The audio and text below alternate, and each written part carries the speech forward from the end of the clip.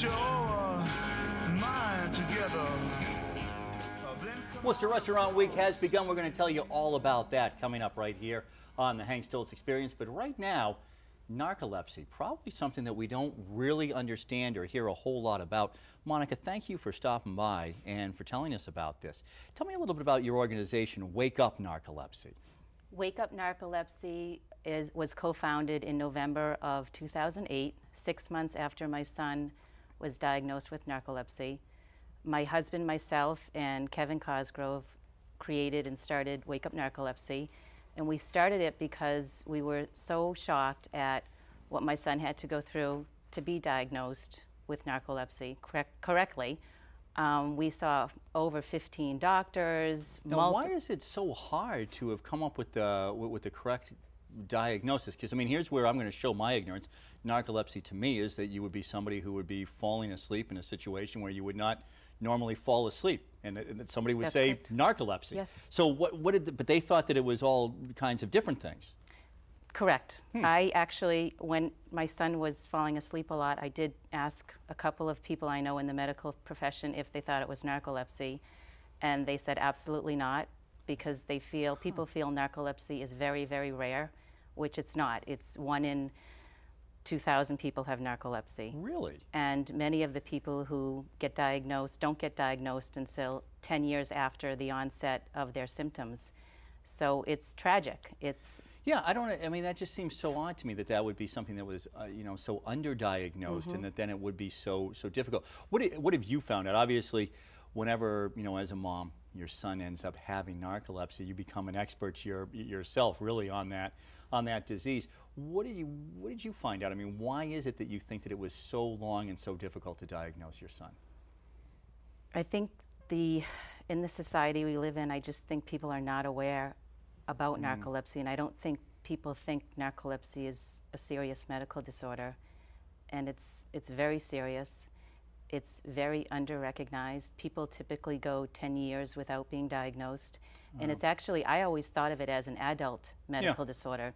The onset is in children, ages say 8 to very early 20s, but the problem is they don't get diagnosed until well beyond mid to late 20s, so you think of it as an adult type of, and they suffer through, you know, being extremely tired.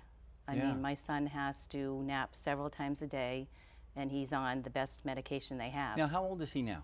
15. He's 15 now, so 5 years old, because you said it was, what, 10 years? So even younger when you first when you first noticed that there was something wrong. Yeah, well, he was 11, and it took 3 months to get him diagnosed, and just the thought of people having to wait 10 years or so. Oh, I see, all right. He didn't have to wait 10 years. Just was so unbelievable to us. Yeah. And just, you know, going to the best doctors, couldn't diagnose it. Monica, what were the first things that you saw? I mean, what did you, I mean, 11 years old, you ought to be just a bundle of energy as a boy, running around the house, running around outside. What did you see? What was different that kind of tipped you off? First, it was sleeping while reading a book. I thought it was a boring book. Sleeping in a car ride, sleeping at school. The teacher called me then, and I knew something was wrong. Wow. Sleeping, or another thing that people with narcolepsy have is cataplexy, and people can lose muscle control with happiness, emotion. And that was something I had never heard of before, and that is something that most people have never heard of. So when he was falling in the schoolyard for no reason and falling at home, we had to actually videotape him to show doctors that he was falling, because he would pass all of the neurological exams with all of the doctors we met. So I mean, so is it something that sort of comes and goes? Are there stretches of time when he's fine? No, this is, I mean... Well, every 3 to 4 hours, somebody with narcolepsy needs to sleep.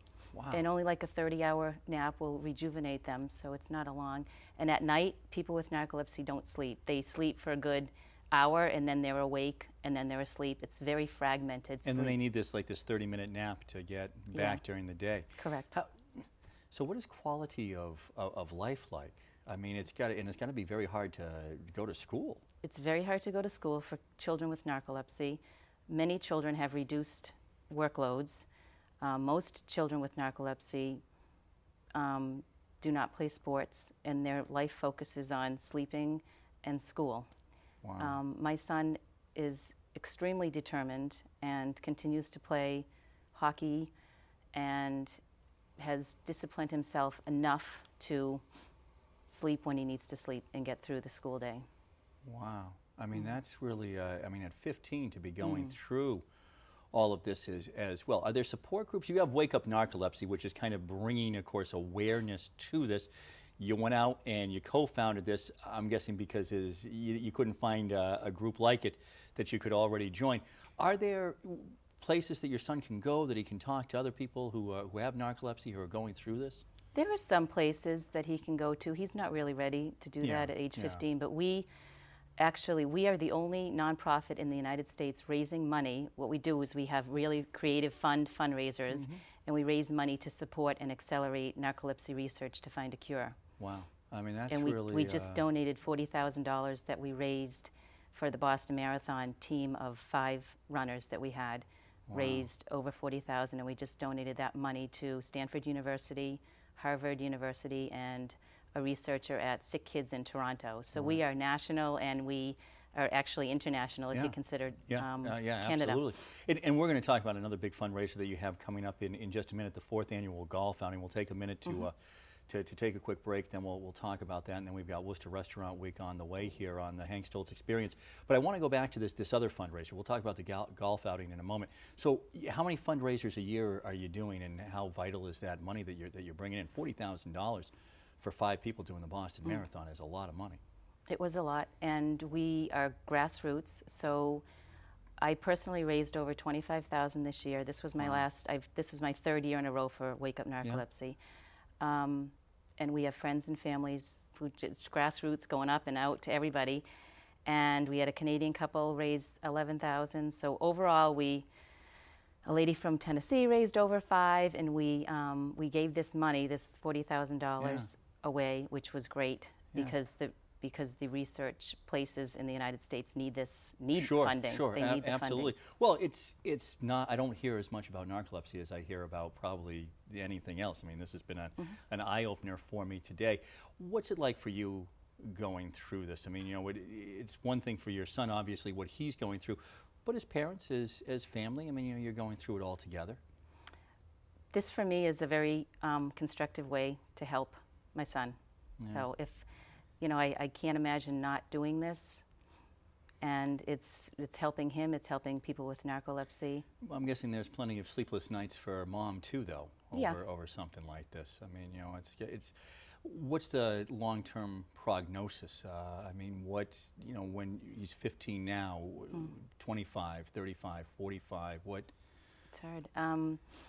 Just hopefully they'll get better medication and find a cure, and that's why we're not stopping until we find a cure. Every year we add a new fundraiser. We've had a sleepwalk in Washington, D.C. this year. That was our new one this year.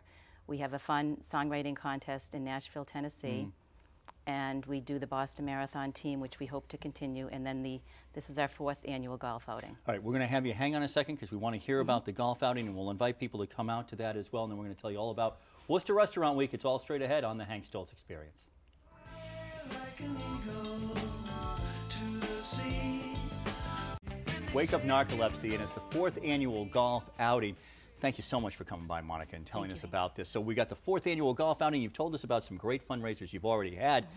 The golf, though, that's the biggie. That's one of our big ones, yes. Yeah. Tell us a little bit about this, and you've got Rick Middleton coming, which doesn't hurt. Yes. The golf outing is scheduled for Thursday, August 23rd at Wachusett Country Club. It's $150 for a player. We encourage foursomes to join. And this year we have Rick Middleton, an alumni from the Bruins, joining us as well. The connection behind Rick Middleton is we are a big hockey family, and my son still plays hockey, and my husband's Canadian, so we managed to get Rick to agree to come.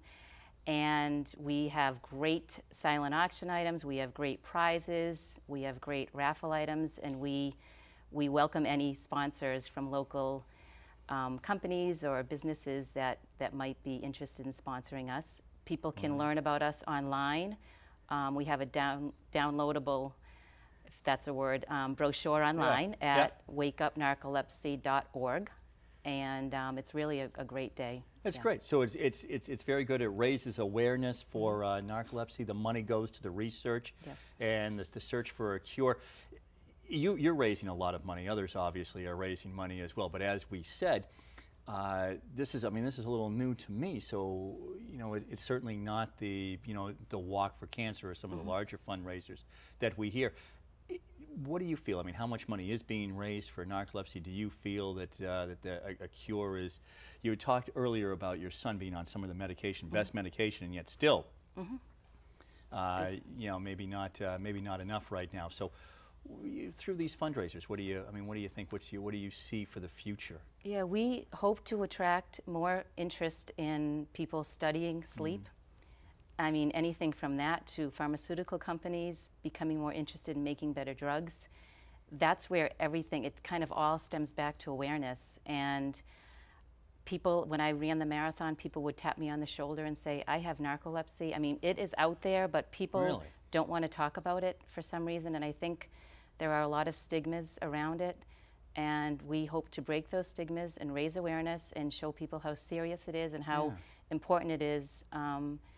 And just how tough of a medical disorder it is to live with. Interesting to me, though, that somebody would tap you on the shoulder and say, I have narcolepsy, or even when you say, that your son is playing hockey, because I guess I would just think that the way that you every 3 or 4 hours you kind of have to take that power nap, or you just get so tired that you would fall asleep in the middle of the book or just an activity. Playing sports must be difficult, so it's not really connected to the energy that you're putting out. Not really. If you take care of yourself and get your naps in, basically, and take the medication properly, then you can lead a successful life. Now, can you schedule those naps? So it doesn't just hit you and boom, I got to lie down. But you can say 2 o'clock every day. That's a time when I'm going to have to. Yeah. I mean, I think during the school year, or if somebody was working, it's more regimented. But in the summer, it's kind of carefree. Yeah, right. And I certainly nag a lot, which isn't a good thing. But as a parent, I know that he can feel a lot better than he does if he. Well, sure. And at 15, you're just going to go and go and go until you drop. But in this case, I mean, you really do kind of drop, and you do it a few times during the day. Is diet something that affects it? I think so. I know for myself, when I eat foods that are not very good, you have that sugar up and down, and I just feel that anybody probably can feel a lot better with a healthy diet. Yeah. Let's go back to the fact that you and your husband and others really got together and began this foundation. I mean, that to me is just remarkable. I mean, I think that there's all different kinds of people. But some people, I mean, this happens, and it's, you kind of, go into the bunker, and you don't want to communicate with the outside world. You don't want to talk to other people. You guys really took the opposite approach of wanting to get as much information out there as possible and helping as many people as possible. Yes, and we decided to start just with a golf outing, and my husband, David, is a big golfer, and Kevin Cosgrove is a big golfer, and as we were going through this, we said, well, what will we do with the money? And so Kevin and went ahead and got us established with the 501c3 nonprofit status. And from there, it's been just crazy. We've been growing like crazy, and we have received a lot of great feedback from the existing pharmaceutical companies, as well as people all over the country reaching out to us and supporting us. I mean, here's a support group for them where one did not exist beforehand. What's the reaction been of friends, of your family? Because narcolepsy, again, is something that is rare. Not as rare as I had thought when you said 1 in 2,000, but still pretty rare. Yes. Well, everybody around me has been very supportive.